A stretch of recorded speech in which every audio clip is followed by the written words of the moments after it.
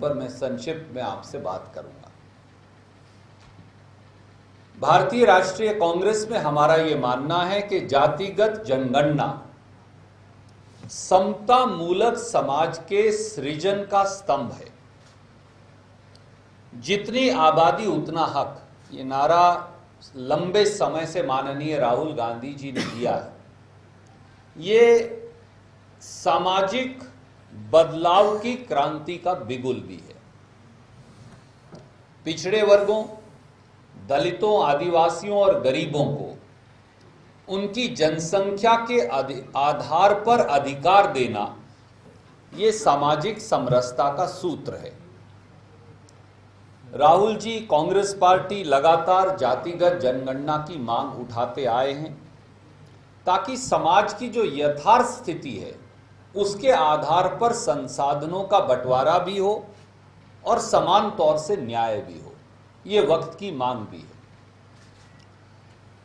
बिहार के जातिगत जनगणना ने इस बात को तकरीबन साबित भी कर दिया। पर माननीय नरेंद्र मोदी जी और पूरी भारतीय जनता पार्टी जातिगत जनगणना के घोर विरोध में आज खड़ी है। इसकी शुरुआत माननीय नरेंद्र मोदी जी ने ग्वालियर से की 2 दिन पहले, जब उन्होंने जातियों की गणना को पाप की संज्ञा दे डाली। और कल उनके केंद्रीय मंत्री और उनके अनौपचारिक प्रवक्ता गिरिराज सिंह, केंद्रीय मंत्री, तो एक कदम और आगे बढ़ गए और उन्होंने जातिगत जनगणना को भ्रम फैलाने के अलावा कुछ नहीं कहकर खारिज किया और करार दे दिया। मध्य प्रदेश में शिवराज सिंह चौहान जी समेत सारे भाजपा नेतृत्व को तो जातिगत जनगणना के नाम पर सांप सूंघ गया है। कड़वा सत्य यह है, जैसा मैंने कहा, भारतीय जनता पार्टी जातिगत जनगणना की घोर विरोधी है। उनका यह पूर्वाग्रह इस भय से संचालित है कि कहीं अगर पिछड़ों, आदिवासियों, दलितों और गरीबों की संपूर्ण संख्या का पता चल जाए तो वो शासन और सत्ता और संसाधन तीनों में अपना बराबरी का अधिकार मांगने लगेंगे। भाजपा का डीएनए, मैं क्यों कहता हूं कि वो ओबीसी के हकों में विरोध में है, उसके 5 कारण तथ्यों के समेत आपके समक्ष में रख रहा हूं।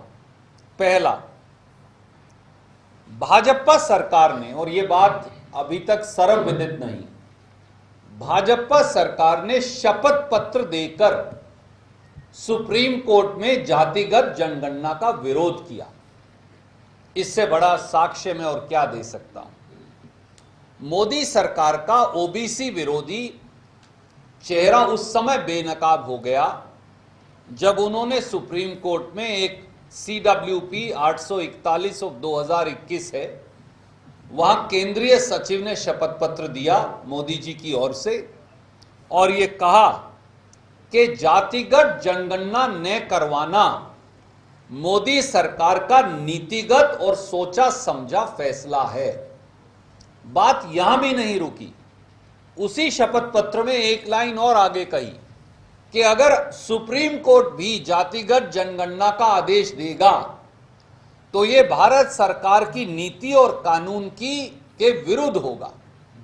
मैं उस शपथ पत्र का रेलेवेंट पैरा, वैसे आपको हम भेज रहे हैं, मैं पढ़कर बताना चाहता हूं आपकी अनुमति से।